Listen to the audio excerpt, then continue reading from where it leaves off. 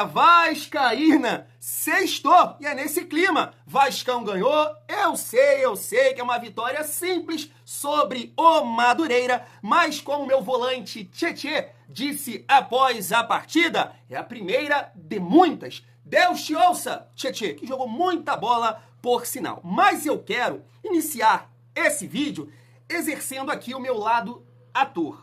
Vou tentar imitar o Verrete. Se liga só, tá aqui, né, o repórter entrevistando. Se falou muita corra na Ferraz, muita mentira, salário que é mentira, não pedi isso, respeito ao Vasco, e acho que preciso de respeito. Respeitar minha história, sempre honrei a Camisa, então acho que merece um pouco mais de respeito, e só vou embora se me mandarem embora. Se não for isso, eu fico aqui até o final da minha carreira. Foi isso que eu ia falar Tietê, que Verrete disse logo após a partida, basicamente dizendo que o GE mentiu na sua informação. A gente vai resenhar um pouco sobre isso e, claro, destacar aqui a vitória de ontem sobre o Madureira, trazendo aqui algumas respostas do nosso treinador Carille, falando do Coutinho, sobre reforços, a maneira de jogar, falou um pouco também da estreia do Tietê, do Lucas Oliveira, vamos destacar aqui também ele falando do Coutinho, acho que eu disse aqui, esqueci, e trazer aqui também alguns comentaristas, como o De Aranha, fazendo ali a sua análise final, e também o Breiler, vascaíno da ESPN, falou um pouco da atuação do Vasco no dia de ontem. Então chega aí, família vascaína, que tem muita resenha nesse vídeo, mas antes, deixa eu te pedir aquela moral. Se não for inscrito aqui no canal Vasco em Família, se inscreve, deixa o like e ativa o sininho para não perder os próximos vídeos, família. Ai, se inscreve mesmo. Thiagão quer chegar aí, pelo menos no final do ano, a marca de 70 mil inscritos. Dá aquela força. Família, seguindo aqui a nossa resenha, eu sempre comento com vocês, que eu gosto da brincadeira, da zoação e tudo mais. Muita gente não entende, mas é brincadeira. Só que eu tava assistindo ontem, na verdade, assistindo e ouvindo, o jogo do Vasco e a transmissão da Rádio Tupi. E aí eu peguei esse corte aqui, rapidamente, do De Aranha falando sobre o Maxime Domingues. Eu morri de rir na hora. Eu quero saber se você concorda com o Dé. Olha só. É pra Domingues se atrapalhou todo, já perdeu a bola. E o Dé ri aqui ao meu lado. É pra rir, Dé. Tá de sacanagem. Queria saber quem contratou esse cara, rapaz. O famoso Siri. Só joga de lado. Pelo amor de Deus. 4 anos de contrato, Dé. Quanto? 4, dezembro de 28. Deus que me perdoe. Vou te falar um negócio. Eu jogo mais do que esse cara aí, parceiro. Todo travado eu jogo mais do que esse cara.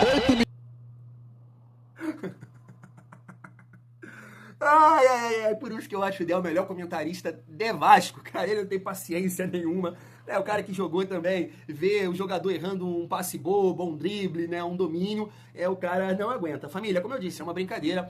Claro que a gente tem que dar tempo pro Maxime Domingues. Acho que é um jogador que ainda assim pode ajudar, diferente do que eu acho, por exemplo, do Jean Davi, mas é aquilo, eu acho que é um jogador já, de 28 anos, pode ser também a questão da confiança, nervosismo, início de temporada a gente pode colocar também, mas tem que melhorar nessa questão do último passe, do domínio, porque ontem eu comentei isso no vídeo de pós-jogo, aquela bola que o Payet coloca ele em condição de finalizar, você vê que, poxa, um jogador canhoto, confiante, ia deitar o corpo e chapar ela lá no canto. Como ele fez, no jogo contra o Bangu, ele deita o corpo e tenta botar lá, o goleiro faz uma grande defesa. De repente a bola quicou ali, ele veio mais rápido do que ele esperava. Então, assim, ele chutou todo torto. De repente ele poderia tomar a decisão de...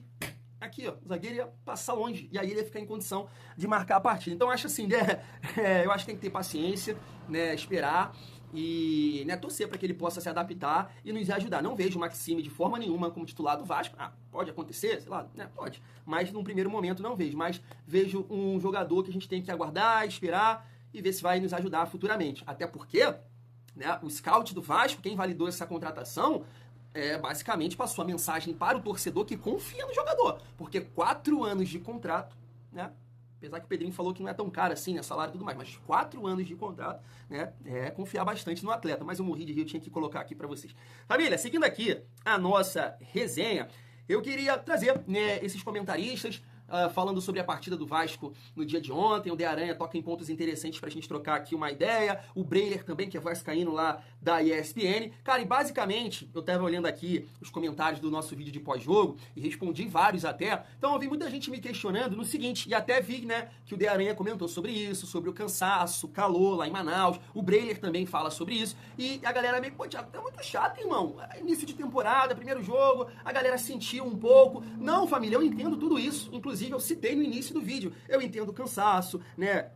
A estreia, podemos colocar assim, tudo isso eu entendo. Só que mesmo assim, eu, poxa, esperava um pouco mais, né, do Vasco. Porque o Madureira, cara, tava bem fisicamente, bem melhor que o Vasco, claro, mais preparado, mas tecnicamente é um time limitadíssimo. Então, assim, eu esperava um pouco mais, mesmo com o cansaço, que o Vasco pudesse ficar um pouco mais com a bola, né, criar mais oportunidades, né? Porque mesmo quando o Vasco conseguiu ali pressionar o Madureira, né, não criou tanto assim, né? Então, assim, cara, é uma avaliação que eu tenho exigindo um pouco mais de um time que eu entendo que tem recurso, que tem qualidade, mas longe de criticar a atuação, não, é só pontuando algumas coisas. E a galera, não, tem alguns que não entendem, que tem que elogiar. Não é assim, pô. Não é assim, a gente tá tudo no mesmo barco, mas cada um tem um olhar para a partida. Eu gostei do que eu vi. Eu achei muito interessante, né, o meio-campo do Vasco, movimentação do Paulinho, do Tietê. A gente espera que o Coutinho melhore fisicamente, né? Tem que dar uma ajustada ali na frente. Eu gostei. Esse é o ponto, eu gostei. Mas eu achei que depois ali dos 30 minutos, claro, a questão do cansaço, mas também o Madureira passou a dificultar um pouco mais o Vasco quando marcou lá em cima. E aí o Vasco ficou um pouco sem saber o que fazer, né? Não conseguiu mais criar oportunidade, sair pra jogar, né? Dá pra colocar na conta do cansaço? Claro, mas entendo que pela qualidade que a gente tem, a gente poderia, né, buscar outras alternativas essas que a gente só encontrou no final do jogo, né? A gente teve duas saídas ali com o Maxime, que ele chutou errado, e depois o gol. Então, basicamente é isso, família vascaína, mas vamos ver aqui o Breiler e também o De Aranha. Se liga só, quero saber se vocês concordam com essa análise, com essas análises. Vamos lá. Por mais que tenha muita dinâmica, tenha velocidade, também é jogador que trata bem a bola. Coutinho, então, nem se fale. O Alex Teixeira, que é atacante, mas joga mais pelo meio, ali centralizando, também tem capacidade de dialogar. Com esses jogadores em campo, é obrigação do técnico fazer jogar uma posse de bola, tentar valorizar mais. E natural que, dependendo do adversário, ele vai precisar ajustar um pouco a característica. Ontem o Vasco chegou, no começo do jogo, a ter 80% de posse de bola. Não é todo jogo que isso vai acontecer, até pela fragilidade do adversário. Carilli e Diniz? Mas eu vejo... 80% de posse. Não, mas não... O adversário também, né? E a posse de bola foi diminuindo. O Vasco ali, depois dos 30 minutos, cansou, natural. Mas eu vejo como um bom sinal do Fábio Carilli de não ficar ali aquele técnico preso a essa ideia, engessado, e até tentando desconstruir esse estereótipo dele. Ele fala, olha, em outros momentos da minha carreira, eu também tentei valorizar a posse de bola. E aí fica muito a imagem dos tempos do Corinthians, no ano passado no Santos, que ele não conseguiu desenvolver esse jogo associativo, mas eu vejo como um ponto muito positivo do Carilli, uma boa vontade de querer jogar com a bola, de querer valorizar esses jogadores técnicos, e até por vias tortas, com o elenco que o Vasco tem hoje, um técnico como o Fábio Carilli tem muito mais chance de dar certo que o Renato Gaúcho, por exemplo. Porque é um técnico que vai partir de um equilíbrio defensivo maior, que vai tentar explorar a posse, mas sem correr tantos riscos. Então, pelo estilo de jogo dele, casa bem com o momento do Vasco. Até porque, olha só, a gente está falando de um Vasco... De qualquer maneira, não teve alguns momentos de correr risco com o Madureira ontem, no segundo tempo? Muito de pouco. Dar espaço? Muito não. pouco, Abel. O Madureira não acerta o gol. Então, Não chutou uma bola no Léo Jardim. E o que o Madureira criou também foi ali pelo lado esquerdo com o Wallace, né, um atacante Sim. até que tentava ir para cima num contra um, mas muito pouco. E o Vasco não sofreu nada ontem. Fala que o time sofreu. Recuou em alguns momentos, até deixou de ter a posse, recuou. mas mais por uma questão física. E depois com as mexidas do Carilli, o Payet entrou muito bem no jogo. Poderia até ter jogado um pouco mais pela condição que apresentou. O Maxime Domingues com mais dinâmica ali no meio. O Vasco realmente não foi um jogo sem sustos. E até por ser o primeiro, eu vi muitos pontos positivos do Vasco. Não é para empolgar, não é para... Nossa, o torcedor do Vasco está carilizado. Não é por aí. Mas uma boa primeira impressão do time. E o principal, o Carilli sendo coerente com o que prometeu, com a proposta de jogo e, o principal, respeitando as características dos bons jogadores que eles têm à disposição agora. Por mais que o Vasco ainda careça de reforços, precisa contratar, principalmente pontas, atacantes de velocidade, mas já é um time que tem opções melhores no meio do que no ano passado, um meio mais técnico. O Hugo Moura e Matheus Carvalho, que foram titulares no ano passado absolutos, hoje estão como opção, porque tem Tietê, tem Paulinho voltando, o Jair numa melhor condição física. Então esses jogadores proporcionam a capacidade de o Vasco tentar jogar melhor. mas ainda falta muita coisa. Outra boa notícia para o Vasco, Lucas Oliveira fez uma boa atuação na zaga, Sim. Jogador com bom passe ali, tentando até fazer um passe vertical, arriscando mais e tendo sucesso na maioria das tentativas, então foi uma outra boa notícia para o Vasco. Garotinho, uma coisa a gente tem que ser realista e dizer a verdade para o torcedor. O mais importante de tudo numa partida de futebol é você vencer. Para o torcedor, é claro, quer ver o time jogando bem, dando espetáculo, mas hoje não é com essa facilidade toda. É claro que a gente for colocar um time do lado do outro, tecnicamente o Vasco é muito melhor. O Vasco procurou colocar em campo aqui hoje o que ele tinha de melhor. A exceção, por exemplo, do Adson, que tem vaga nesse time. Mas a gente tem que dizer também que esse é o primeiro jogo do Vasco. E os 2, 3 primeiros jogos, depois que você volta da pré-temporada, fica tudo travado, não é a mesma coisa. Você tem lampejos. E é preciso você estar muito bem preparado fisicamente para que a parte técnica vá junto com você. E fisicamente, o time do Madureira está muito mais inteiro que o do Vasco. E para embolar ainda mais o meio campo, esse jogo foi em Manaus. Tá bom, se fosse aqui no Rio de Janeiro também, que é outro papão, seria do mesmo jeito. Mas Manaus é muito calor, é muito quente.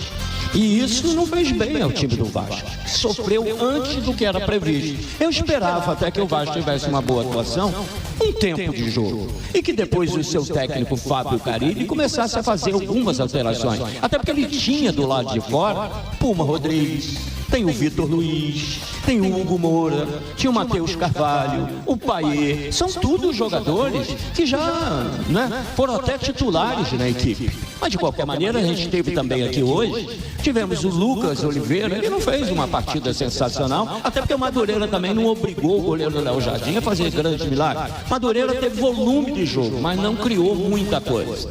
Nós vimos o Tietê, que para mim é esse meio do campo do Vasco, com o Jair, o craque do jogo. Tietê. O Paulinho, que voltou muito bem. E o Coutinho, que está me parecendo, está mais ligeiro, está mais elétrico do que no ano passado. E a gente tem que ver que o Piton é um jogador tecnicamente de muita qualidade, muita categoria. Paulo Henrique não. Paulo Henrique é vigoroso, é vigor físico. E o João Vitor é um zagueiro com muita velocidade, eu gosto muito dele. Então o Vasco praticamente está montado por aqui. Continuo com a interrogação com o Lucas Oliveira. Eu vi jogar no Juventude, mas espero jogos para mim ter uma avaliação melhor. O que eu posso garantir para vocês que não funciona é Verratti com Alex Teixeira. Isso aí não vai dar certo nunca. Né? Então é preciso o Adson voltar e o Vasco fazer contratações de atacante. Porque se depender desse Domingues, esse Sirizinho da vida, que só joga pro lado, não vai resolver o problema do Vasco. Tá aí. Você concorda com o Dé? Concorda com o Breiler? Família, para o vídeo não ficar muito longo, porque vocês sabem, né? Eu gosto muito, mas muito de falar, ainda mais quando o Vasco ganha. Vou destacar aqui um ponto, uma visão do Breiler e também do Dé Aranha. Em relação ao que o Breiler falou, eu vou pontuar o Lucas Oliveira, porque eu gostei muito também da estreia dele.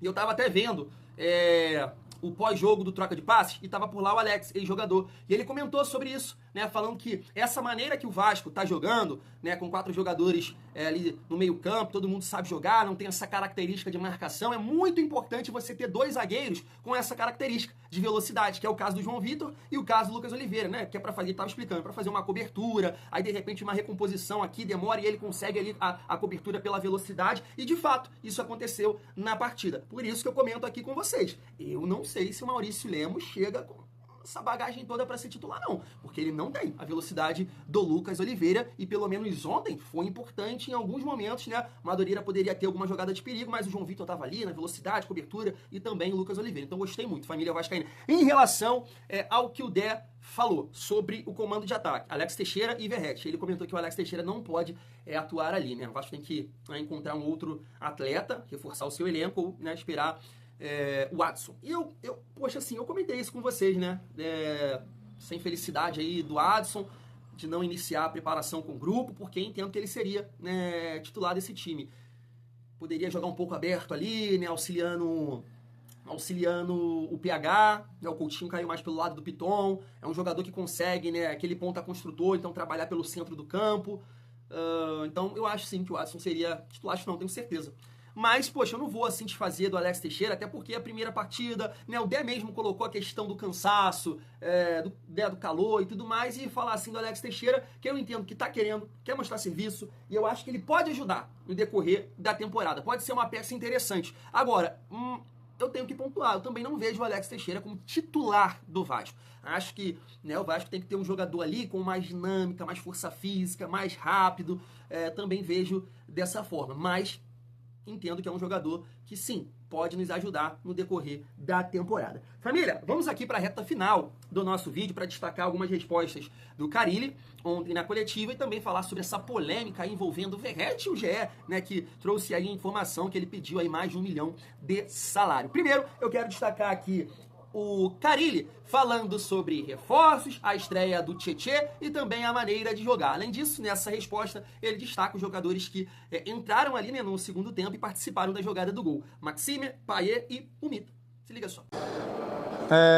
A busca continua, mas a gente sabe que não é fácil, né? Não é só o Vasco, são vários clubes procurando jogadores com essa característica e a gente está tentando. O que eu penso, junto com a comissão, e é claro que a decisão é minha, que o melhor com esse grupo que nós temos é isso.